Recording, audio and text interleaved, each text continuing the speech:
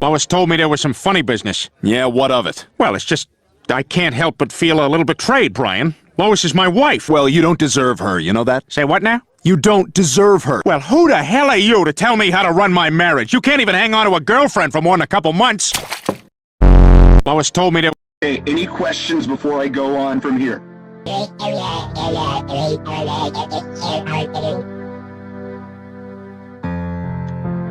Great. I really understood that well.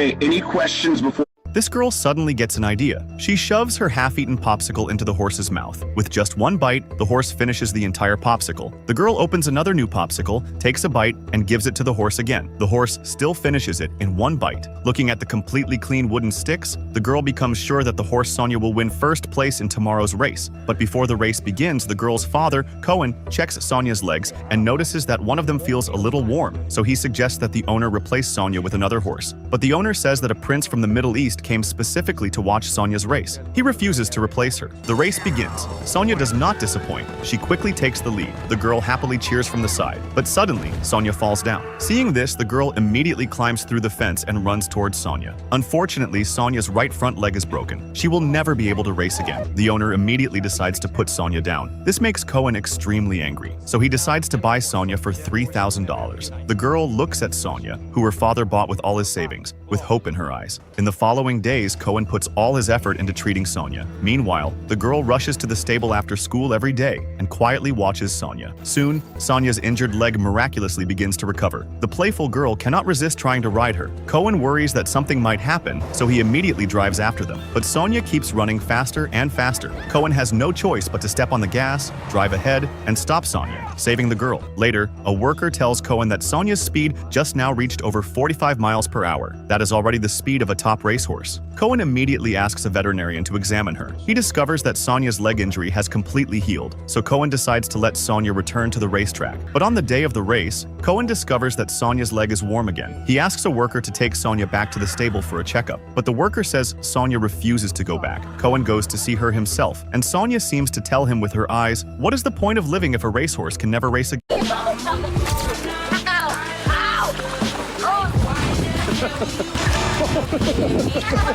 Give me your hand! Oh, God, you! Good boy, girl!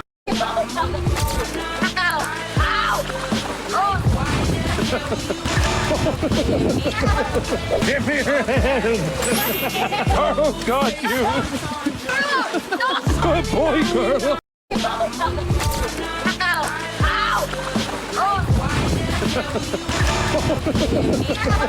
Give me your hand! Oh, God, you! Good.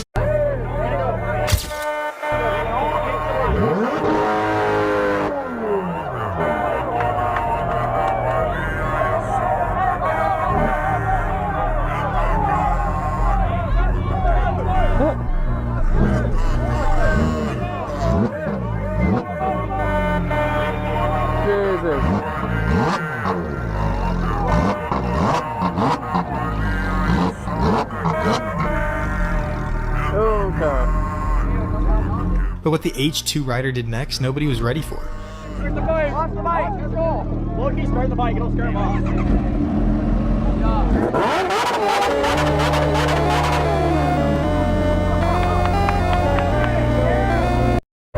I bet I can guess the next two Among Us rules before they even release, and if I'm right, you owe me a subscribe. Innersloth just released their new roadmap for 2026, revealing upcoming hidden roles. If you look closely at the bottom teaser art, that character is holding looks like a hammer to me, so it has to be something like a judge. But tell me in the comments, do you think I got it right? Bet I can guess. What's inside a nuclear bomb that does that? Because before the first nuclear bomb, scientists discovered that if a neutron hits a uranium atom, the atom splits apart, releasing a huge amount of energy and more neutrons. So if we use those neutrons to split even more uranium,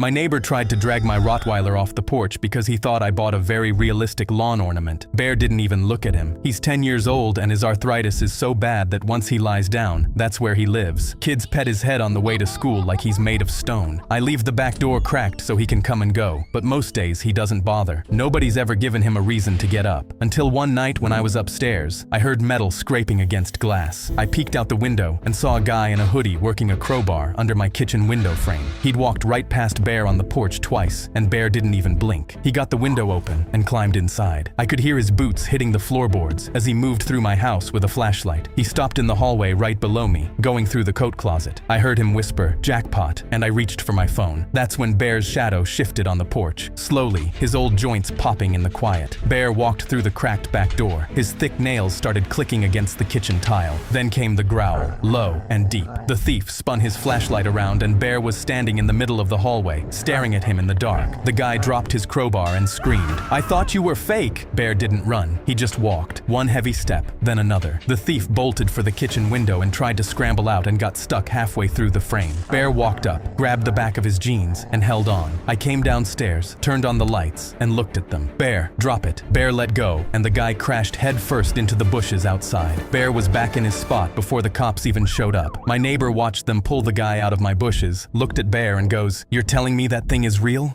My neighbor tried to drag my Rottweiler off the porch because he thought I bought a very realistic lawn ornament. Bear didn't even look at him. He's 10 years old and his arthritis is so bad that once he lies down, that's where he lives. Kids pet his head on the way to school like he's made of stone. I leave the back door cracked so he can come and go, but most days he doesn't bother. Nobody's ever given him a reason to get up. Until one night when I was upstairs, I heard metal scraping against glass. I peeked out the window and saw a guy in a hoodie working a crowbar under my kitchen window frame. He'd walked right past Bear on the porch twice, and Bear didn't even blink. He got the window open and climbed inside. I could hear his boots hitting the floorboards as he moved through my house with a flash. Hey.